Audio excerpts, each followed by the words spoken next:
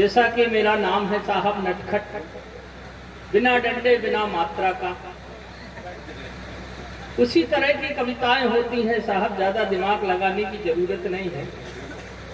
मेरी कविता में ना यमक है ना श्लेष है। बहुत सी बातें हुई हैं, बहुत गंभीर कविताएं हुई हैं। तब कहता हूं कि मेरी कविता में ना यमक है ना श्लेष है ना अनुप्रास है, बीच बीच में चमनप्रास है। हंसाने की कोशिश करता हूं। बहुत संस्कारवान गीत हुआ है साहब, लेकिन दुनिया बदल गई, माहौल बदल गया है। पहले जो कवि लिखता था वो समाज का दर्पण होता था। बिल्कुल बिल्कुल। पहले जो कवि लिखता था वो समाज का दर्पण होता था। आज जो हम लिख रहे हैं वो समाज का अल्ट्रासाउंड है। वाह वाह। दो पंक्तियां हास और श्रृंगार की मिली जुली पढ़ता हूँ। आदरणीय मैं बहुत बढ़िया पढ़ा है, तो दो पंक्तियां देना चाहता हूँ उन्हें। कहता हूँ कि अब ध्यान से सुनिएगा साहब, मजा आएगा। कि सबके मन को भात है मृग नैनी के ओठ। काम नहीं चलेगा, आपकी आवाज तालियां आना चाहिए। देखिए मैं बहुत दूर से आया, बहुत थका हुआ हूँ, आपकी तालियां ऊर्जा देगी। तब कहता हूँ कि सबके मन को भात है मृग नैनी के ओठ। सबके मन को भात है मृग नैनी के ओठ, और यौवन में अदरक लगे तो सूख जाए तो सोट। यौवन में अदरक, ये परिवर्तन है साहब। यौवन में अदरक लगे और सूख जाए तो सोट। ये कविता छोटी छोटी बातें हैं, उस संस्कार की बात। कितने पुण्य किए जब वो मिले। लेकिन आज की स्थितियां क्या है कि दुनिया बदल गई, 5G आ गया भाई साहब। लोग जेब में 5G डाले हैं। है क्या 5G? एक हीरोइन की अपनी मर्जी, हीरोइन की अपनी मर्जी, एक साथ स्वीकार कर ली 5-5 पतियों की अर्जी। हीरोइन की अपनी मर्जी, एक साथ स्वीकार कर ली 5-5 पतियों की अर्जी। एक से शादी, दूसरे से प्यार, तीसरा शिकार, चौथा जान लेने को तैयार। 5G लॉन्च हो गया, ध्यान रखना भाई साहब। 5G लॉन्च हो गया। हाँ, एक से शादी, दूसरे से प्यार, तीसरा शिकार, चौथा जान देने को तैयार, और 5वां पति उसकी हर शर्तों पर सेट है। तेरा दिल है ये 5 कमरों का फ्लैट है। तेरा दिल। बहुत अच्छा व्यंग्य है भाई। ये स्थितियां हो गई साहब, समाज बदल गया। 3 सहेली सुमन लता और लिली, स्थितियां देखे, कविता बदली है। 3 सहेली सुमन लता और लिली शहर के चाट स्टॉल पर मिली। 3 सहेली सुमन लता और लिली शहर के चाट स्टॉल पर मिली। सुमन बोली, लता तुम्हें है पता कि मेरी शादी में इस शहर का मशहूर बैंड आया था? तुम्हें है पता कि मेरी शादी में इस शहर का मशहूर बैंड आया था? दूसरी बोली कि मेरी शादी में तो केवल हस्बैंड आया। दूसरी बोली कि मेरी शादी में तो केवल हस्बैंड आया था। तीसरी सहेली जो कमसिन थी और बोली, मुस्कुरा कर बोली, अभी मैंने ऐसा कुछ नहीं किया है, केवल एक हस्बैंड कुछ दिनों के लिए ट्रायल कर लिया है। केवल एक हस्बैंड कुछ दिनों के लिए ट्रायल पर लिया है। कभी पहली बोली, अब कविता सुनना साहब। कभी पहली बोली, तू कितनी कमसिन है, तू कितनी कमसिन है, कितनी भोली है, कितनी मेड है। अरे ये बता दे कि ये कनेक्शन प्रीपेड है कि पोस्टपेड है? पोस्टपेड है। दादा ने माला पहनाई तो 4 पंक्तियां दादा को समर्पित कर दूं। संभालिए दादा। हमारे आदरणीय क्या हमने बताया कि फादरणीय है और ग्रैंड फादर है हमारे, तो ये कविता के जनक हैं। कहता हूँ कि मदारी को देखकर जमुनों पर यकीन मत करना। मदारी को देखकर जमुनों पर यकीन मत करना, और जुल्फे देखकर जूड़ों पर मकीन मत करना। क्या बात। मदारी को देखकर जमुनों पर यकीन मत करना, और जुल्फे देखकर जूड़ों पर यकीन मत करना। और 72 साल में जो काम किया बाबा ने, 72 साल में जो काम किया बाबा ने, भाई साहब बूढ़ों पर यकीन मत करना। ये स्थितियां हैं, समाज बदल गया, कविताएं बदल गई हैं। स्थितियों के बीच बात करते हैं, कविता हो जाती है। बहुत छोटी छोटी कविता लिखता हूँ था, मैं बता दूं, मैं प्राइमरी में प्रोफेसर हूँ। अच्छा है, तो आपकी ताली आना चाहिए। देखिए साहब, आपकी तालियां ऊर्जा दे रही हैं, कवि सम्मेलन को गति दे रही है। हम पढ़ाते हैं कुछ, पढ़ जाते बच्चे कुछ। गुरुजी ने चेले को समझाया, गुरुजी ने चेले को समझाया, लंबा होने के लिए ताड़ासन करो। गुरुजी ने चेले को समझाया, लंबा होने के लिए ताड़ासन करो। चेला गुरु के ज्ञान को चोटी में गांठ लगाकर गाड़ने लगा और निस्दिन नियमित पड़ोसिन को ताड़ने लगा। गुरुजी ने चेले को समझाया, गुरुजी ने चेले को समझाया, लंबा होने के लिए ताड़ासन करो। चेला गुरु के ज्ञान को चोटी में गांठ लगाकर गाड़ने लगा और निस्दिन नियमित पड़ोसिन को ताड़ने लगा। एक दिन सचमुच अचंबा हो गया, जो है पड़ोसिन को लेके लंबा हो गया। लंबा होने के लिए ताड़ासन, ये स्थितियां हैं। और मुहावरा सही प्रयोग हो गया हो तो आपकी तालियां मिलना चाहिए। हम पढ़ाते कुछ, लोग पढ़ जाते कुछ। युवा खेल महोत्सव के दौरान, अब कविता सुनना था, शब्दों का खेल है कविता। युवा खेल महोत्सव के दौरान खेल मास्टर ने लड़के और लड़कियों को खो खो का खेल खिलाया। अब शब्दों पर ध्यान देना भाई साहब। युवा खेल महोत्सव के दौरान खेल मास्टर ने लड़के और लड़कियों को खो खो का खेल खिलाया।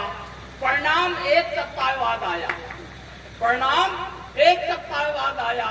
खेल खिलाड़ियों में ऐसे बीत हो गया, एक एक लड़का एक एक लड़की में खो गया। खो खो का खेल खिलाया, परिणाम एक सप्ताह बाद आया कि खेल खिलाड़ियों में ऐसे बीज हो गया, एक एक लड़का एक एक लड़की में खो गया और उनके ज्ञान चक्षु जाग गए।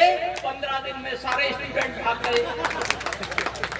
15 दिन में सारे स्टूडेंट भाग गए। प्रिंसिपल साहब ने जांच की, प्रिंसिपल साहब ने जांच की तो पाया कि इस खेल का असर बेजोड़ है, नायब है। खेल मास्टरनी के साथ गायब है।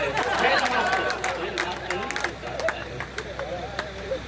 बढ़िया है, तो आपकी तालियां आना चाहिए। देखिए, मैं तो हंसने हंसाने वाला कवि हूँ और आप जैसे श्रोताओं के चरणों को प्रणाम करता हूँ। छोटी छोटी बातें हैं, हंसी निकालने की कोशिश है केवल। एक श्रृंगार की तमाम बात हुई। हमने एक महिला से पूछा, हमने आप मत पूछ लेना भाई साहब नहीं तो आप कह नटकटी कह गए थे। आप कहती हैं? हमने एक महिला से पूछा, मैडम आपके बाल हैं कि बवाल इतने लंबे जैसे बिजली के खंभे, क्या है लंबे बालों का राज? वे बोली, नटखट महाराज, आपने मेरे बालों की तारीफ की है, इसलिए हम आपके बहुत आभारी हैं। आपको पता नहीं कि मेरे हस्बैंड महिला बाल विकास अधिकारी हैं। वाह नटखट, वाह। ये हाथ से निकालने की कोशिश है साहब। वैसे मैं भी तमाम चुटकुले सुना सकता हूँ, लेकिन कविता अपने हाथ से निकालने की कोशिश है। एक छोटी सी कविता देना चाहता हूँ। बहुत सी बातें हुई कविता की, छोटी सी बात। कि सुबह सुबह दूध वाले ने कालबेल बजाई। दुनिया कहाँ जा रही है साहब? सुबह सुबह दूध वाले ने कालबेल बजाई। बोले, नटखट जी बधाई। मैंने कहा, बधाई बधाई किस बात की? बोला, खुशखबरी है रात की। लगता है आपके कानों तक देर से आई है। आपके पड़ोसी लाला जी की जन्मन से फटफटिया पहली बार भी आई। वाह। आपके पड़ोसी लाला जी की जन्मन से फटफटिया। भाई साहब, लोग गाय को छोड़ के बड़े बड़े घर में बड़े बड़े कुत्ते पाल रहे हैं। मैं तो एक घर में गया था, आप देखा तो परिचय किया। मैंने कहा, भाई साहब, मिलकर द्वारे ही खड़े रहे, गेट पर ही खड़ा रहा। तो मैंने देखा अंदर एक दरवान आया, तो बोला, भाई साहब अंदर मत जाना, बुलडॉग है। बहुत बड़ा कुत्ता पाले था। तो हमने के अंदर ये बुलडॉग है? वो बोले, वो अंदर है जो वो बुलडॉग है। तो स्थितियां हैं, तब कविता होती है साहब। एक बार ताली बजाएं, कविता सुनाते हैं। सुबह सुबह अब कविता सुनना था, आप कैसे कविता होती है। सुबह सुबह दूध वाले ने कालबेल बजाई। बोले, नटखट जी बधाई।